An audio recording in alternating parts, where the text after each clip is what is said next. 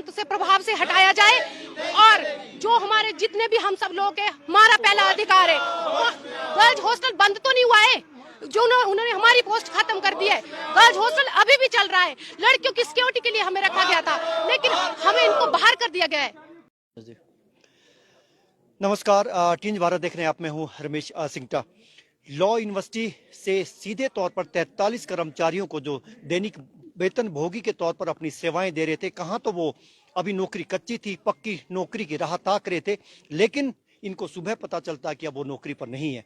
इसी मुद्दे पर बातचीत करने के लिए हमारे साथ, क्योंकि आज डीसी ऑफिस के बाहर प्रदर्शन हो रहा है और ये लगातार, क्योंकि केंद्र सरकार से और राज्य सरकार से, दोनों ही सरकारों से हस्तक्षेप की मांग कर रहे हैं और अपनी सेवाएं बहाल करने की मांग यहाँ पर कर रहे हैं। आज प्रदर्शन हो रहा है, ये क्या वजह क्या है, कैसे निकालेंगे? क्यों तो ये आउटसोर्स पे तो कर्मचारी थे नहीं। बिल्कुल, मैं वही तो कह रहा था। ना तो ये ठेका मजदूर है, ना ये आउटसोर्स एजेंसी के तहत हैं। ये डेली वेजेस थे ना। और डेली वेजर का कानून क्या कहता है? हमारे हिमाचल प्रदेश के अंदर तो अनेकों जजमेंट्स हैं ना इसको लेकर। माननीय सुप्रीम कोर्ट में भी मसला पहुंचा था 1 मई में, बहुत पहले, आज से 30 साल पहले। और माननीय सुप्रीम कोर्ट ने इस पर टिप्पणी की थी कि डेली वेजेस का हक है रेगुलराइजेशन का। और वैसे भी हमारे सरकारों की जो नीतियां रही हैं उसमें जितने जो कॉन्ट्रैक्ट पर सरकार ने लोग रखे, आपने देखा 1 मई में 8 साल वाला कॉन्ट्रैक्ट वाला रेगुलर होता था, फिर 6 साल में, फिर 5 साल में, फिर 3 साल में, फिर 2 साल में आया। ऐसे ही डेली वेजेस होते थे, 8 साल में रेगुलर होते थे, 5 साल में रेगुलर होते थे। तो कहाँ तो विश्वविद्यालय प्रशासन को, नेशनल लॉ यूनिवर्सिटी के, इनको रेगुलराइज करना था, नियमितीकरण करना था, और कहाँ इनको सुबह पता चलता है कि इनकी सेवाएं समाप्त है। ये है कानून की हत्या, ये है देश के संविधान की हत्या।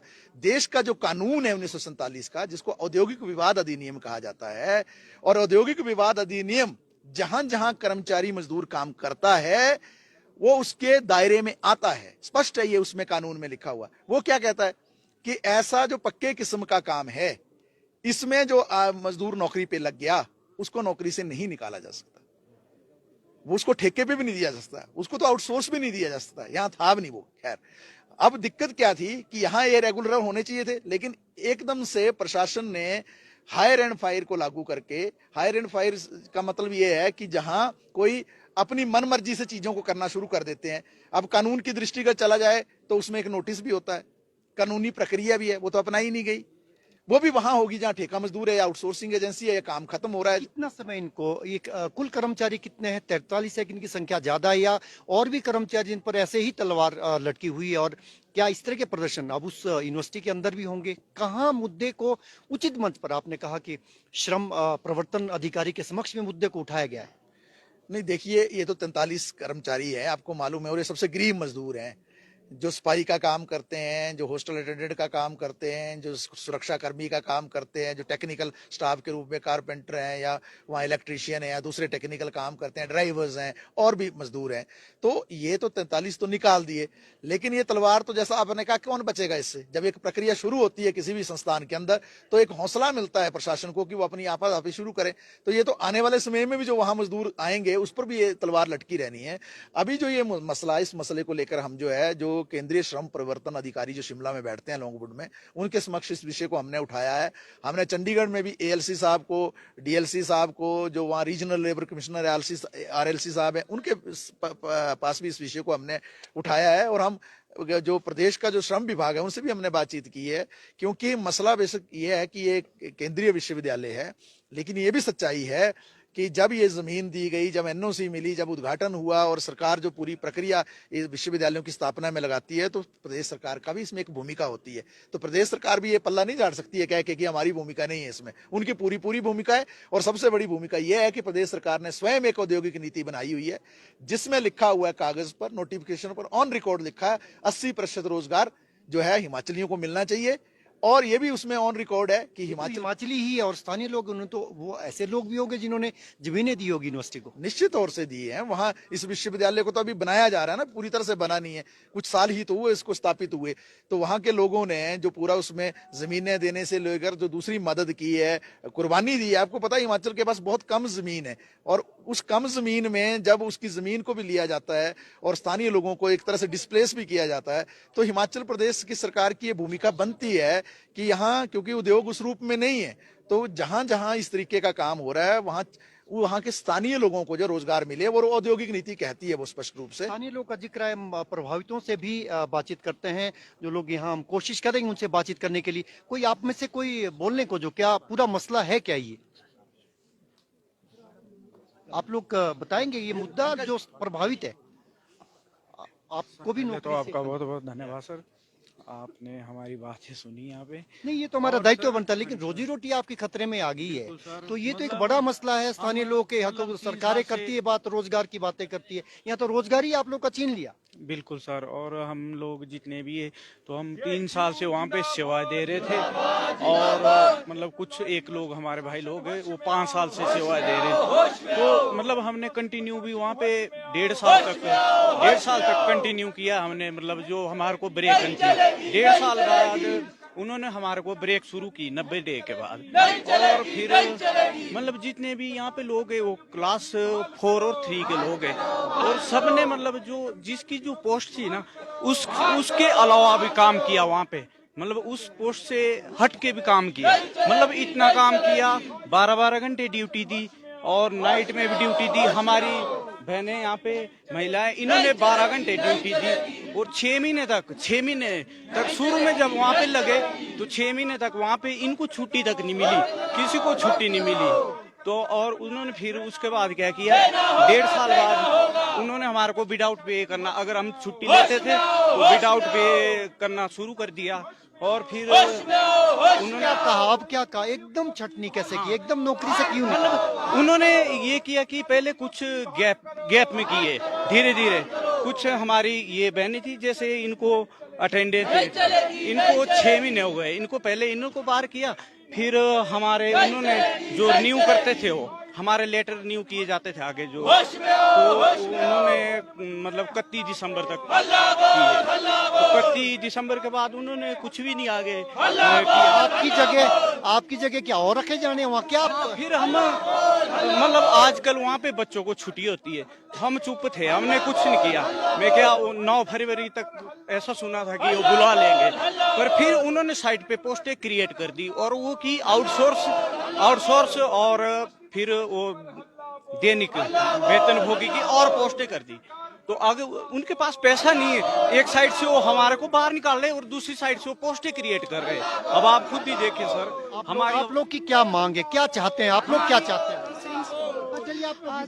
देखो सर, मैं जो हम है गर्ल्स हॉस्टल अटेंडेंट, तो सबसे पहले तो सर हमें ही निकाला गया था, क्योंकि और 1 मिनट के अंदर हमें निकाला गया था ये बोल के कि आप लोगों की जरूरत नहीं है। हम लोगों ने 12 घंटे ड्यूटी दी है, हमारे साथ इन्होंने हमें कोई छुट्टी नहीं दी। दिवाली, होली, 15 अगस्त, 2 अक्टूबर, जो जितनी भी गवर्नमेंट छुट्टी होती है हमें कोई नहीं दी गई। हमसे 12 घंटे ड्यूटी करवाई गई, और अगर हमारे किसी के घर में डेथ तक हुई है सर, उस दिन की छुट्टी तक नहीं दी गई कि अगर आपको छुट्टी चाहिए तो आप घर जाओ।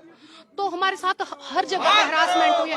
हमें खाली हॉस्टलों में रखा जाता था, हमें ये बोला जाता था कि कैमरे के सामने बैठना है आपको, पूरी रात 7 बजे से सुबह के 7 बजे तक हमारी ड्यूटी होती थी। तो हमें बोला जाता था कि आपको पूरे घंटे जो है कैमरे के सामने बैठना है। कितनी महिलाएं कितनी निकाली गई नौकरी से? सबसे पहले सर हमें 12 लोगों को निकाला गया, अगस्त में हम लोगों को 12 लोगों को निकाला गया। हम गर्ल्स हॉस्टल सबसे पहले हमें ही निकाला गया। उसके बाद अभी 31 तारीख को इन हमारे सारे 43 भाई बहनों को निकाला गया।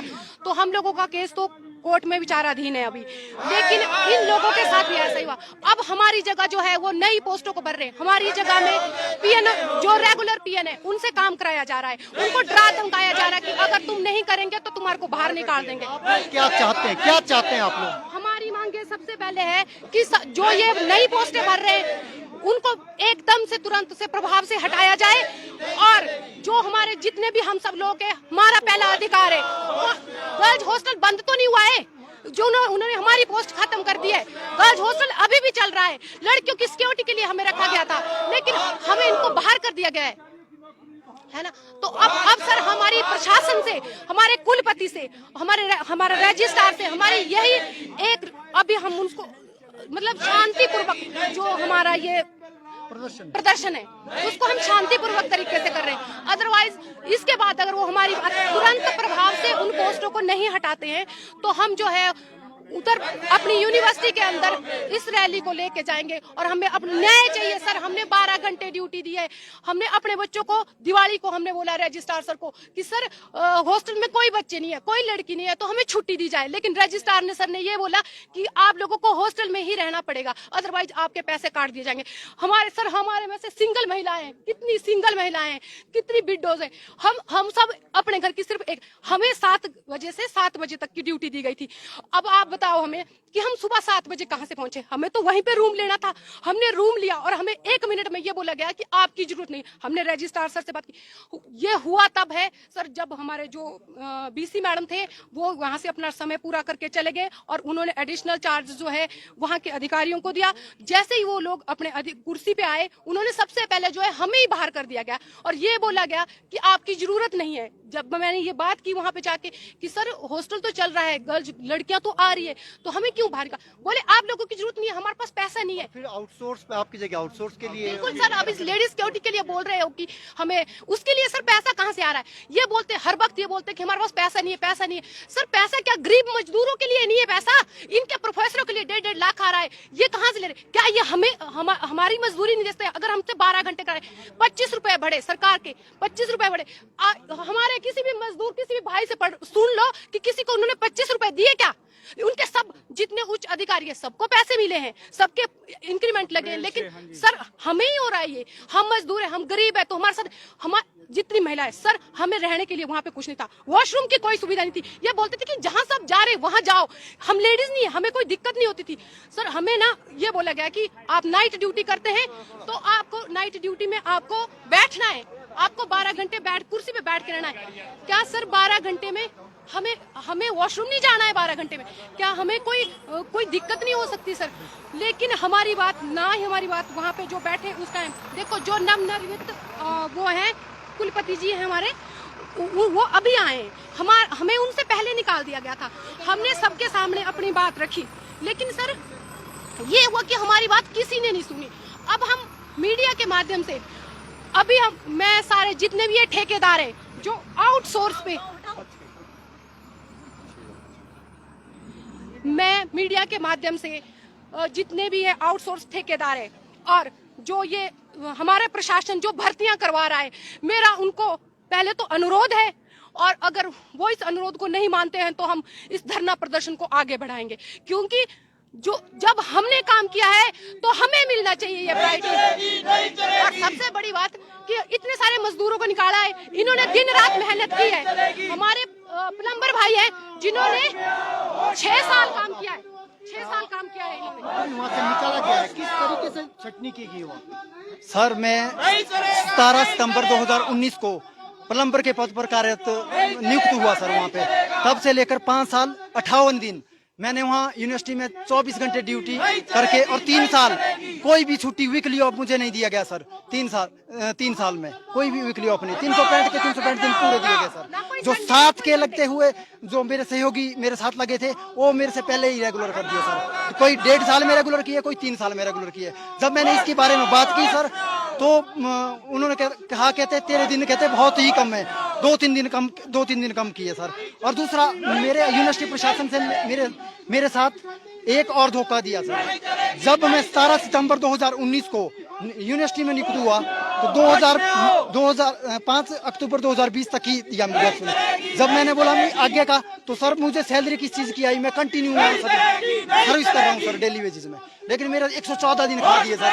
रेगुलर नहीं किया मुझे, उसे 114 दिन उड़ा दिए सर, और रिकॉर्ड से। आप क्या चाहते हो? मैं ये चाहता हूँ सर जल्द से जल्द यूनिवर्सिटी प्रशासन हम सभी को जिस रोजगार में थे हमें वापस ले, अन्यथा हमारे बहुत बुरे हाल है सर। जैसा हम पहले काम करते थे उस तरीके की आप लोग की खतरे में आ गई। अब कैसे गुजारा कैसे होगा? नहीं होगा सर, इतना बहुत टफ है सर। जो अलाइनमेंट पहले थी अब नहीं है सर। चलिए हमसे बात करने के लिए बहुत बहुत शुक्रिया। तो ये यहाँ पर प्रदर्शन हो रहा है, इनकी रोजी रोटी पर बड़ा खतरा मंडराया हुआ, इनको नौकरी से ही निकाल दिया गया है, और अगर इन्हें दोबारा बहाल नहीं किया गया, इनकी सेवाएं बहाल नहीं की गई, तो ये फिर लॉ यूनिवर्सिटी के भीतर भी धरना प्रदर्शन करेंगे। टीन्स भारत देख रहे हैं आप, नमस्कार।